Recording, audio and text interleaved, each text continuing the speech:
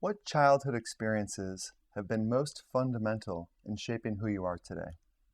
The way that my parents treat guests and their form of hospitality. They would show their hospitality through the dinners that they have, or like we would constantly have guests over. It was always an open conversation. People would always be welcome.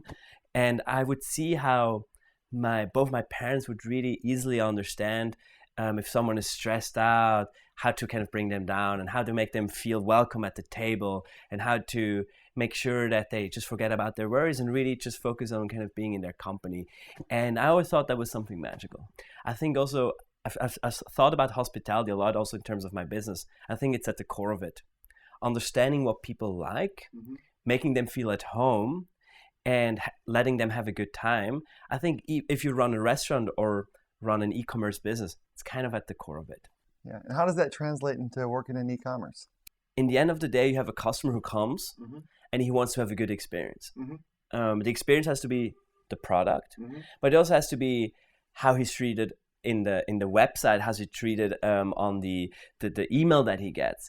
And I find that very often people focus on the product, but not that much on kind of the experience all around it. And for example, for us at Holstee, this is key. Yeah.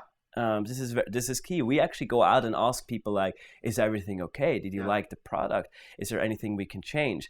And we're also trying to be very proactive if people have any questions or have any kind of complaints to deal with that.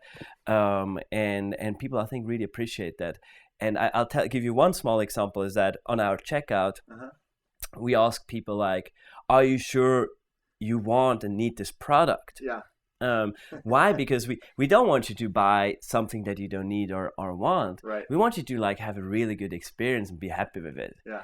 And in the short term, that might not always work out in our favor. Yeah. But we think this really builds a long-term relationship.